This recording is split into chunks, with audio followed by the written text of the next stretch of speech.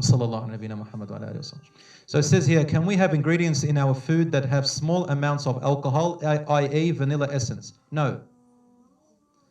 No.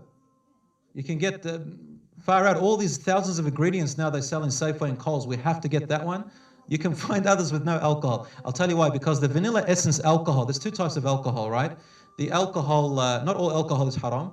There's the alcohol which is ethanol or the ethanol or ethyl. That's haram because the alcohol in the vanilla essence is the same one found in wine and spirits. Okay, so you can't have that one.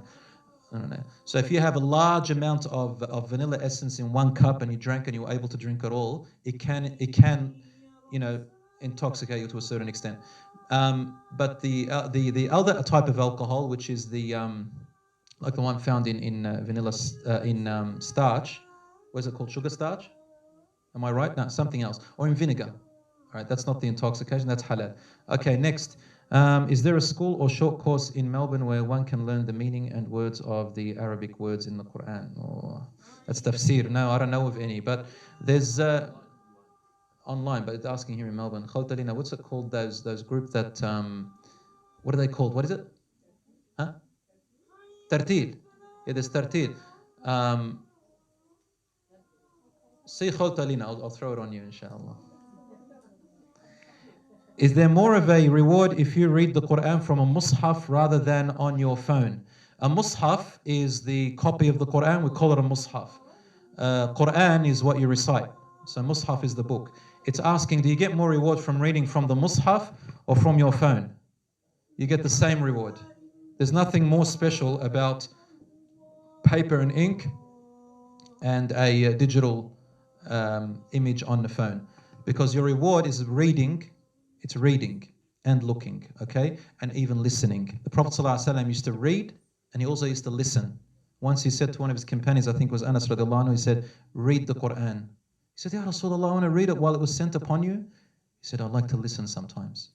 So he read and read until he reached the part where it says, how will your state be, how will your state be on the day when we'll bring every prophet and messenger and their people witness against them whether they did their duty or not. And we will bring you, O messenger of God, Muhammad, to be a witness upon them and they upon you. And he started to cry and he said to him, stop, stop, I can't handle it, stop, please. And he was crying badly. Okay, so all of these are rewards. How do you join a prayer, i.e. if I come in and the imam is up to the third prayer, third rak'ah, do I pray another and then do at-tahiyyat, or do the three before durud? What's durud? That's a Pakistani word. Durud, like phrases. Zikr afterwards. Okay. Yeah, anyway. So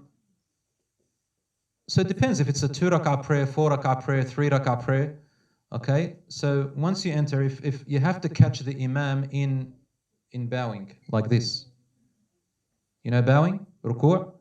If you say Allahu Akbar and you say Subhan Rabbil Azim once while the imam is still like that, you know what I'm talking about, like that? Then that rak'ah will be counted. You don't have to repeat that whole thing. That's one. Okay, but if he stands up, if he starts, as soon as he starts moving, it's not going to be counted. Okay, so then you have to finish with the imam normal, everything he does. And when he says Salamu Alaikum, right and left, you stand up and you just make up whatever you missed. Now, if it's Maghrib, 3, and he's prayed 1, it's going to get technical now. So his second rak'ah, right? You pray within the second rak'ah and you do tahiyyat, yeah? Then you pray in the third rak'ah and you do tahiyyat, correct? Then he says salam, you got to stand up. You do 1. Let's say you caught him in the third one. You do it with him, and then he does tahiyyat, then you get up and you do 1, then you do tahiyyat again because you've done 2, and then you do 1. So essentially you do 3 tahiyyats. I don't want to get too technical, but the point is you make up the rak'ahs that you've missed. Now, if you don't know how to do it, just do whatever you know for now. If you don't know how to do it and you're not sure, do whatever you know, and at the end, just do 2 prostrations. Do Subhan Rabbil A'la twice, and that covers all the mistakes you've done. Is it permissible to have artistic drawings or paintings of a human or animal hanging in your home? No, brothers and sisters. The Prophet ﷺ said that the angels do not enter a home that has a facial feature of anything anything that is living. So living and talks, like an animal or a human. All right, a drawing or an artistic or an image, like a carved image or something. That's forbidden, and that's the origin of that was idol worship. Part 2, it says here, this is a difficult one. Is it permissible to have photographs of family on display in your home? See, it doesn't matter if it's family or not. If it's allowed, then it's allowed for everything. Okay, it doesn't have to be. It doesn't. People always say, but it's family. See, it doesn't matter. The Islam doesn't distinguish between that and that. It just says, are you allowed to put photographs or not? And if you are allowed, then it's family or anybody. If it's not, then even family you shouldn't. Now, that's a controversial one. Taking photos has been looked at by scholars, which is halal, because it's taking a real reflection or capturing light. It's like a reflection in a mirror or a reflection in the river. Having said this, are you allowed to hang it up if it's not haram? I say to you, the majority of scholars say the safer thing is not to hang it up. Just keep it in your drawers for memories, if you like, or on your phone. I can't tell you much more than that. That's all I can tell you, just that the angels don't enter it. Prophet ﷺ forbid it. Assalamu alaikum, brother. You mentioned, oh yeah, you can also have it on blankets. You can have it on cushions. You can have it on the floor, on your carpet, right? You can do that. It's okay, inshallah. Assalamu alaikum, brother. You mentioned about halal types of interest, what they are, please. Just a quick run over. Yeah, I did say not all interest is haram. No, it's okay. It's not the type of interest. It's what they name as interest, but it's not interest. Like, for example, in Australia, there's a law in finance that if you have any kind of business transaction that involves a loan, they will call it interest. That's it. Even if that loan the transaction of the loan was done in a halal way. All right? Like, for example, if I invested money with you, all right, and you did the job, and then I take the profit.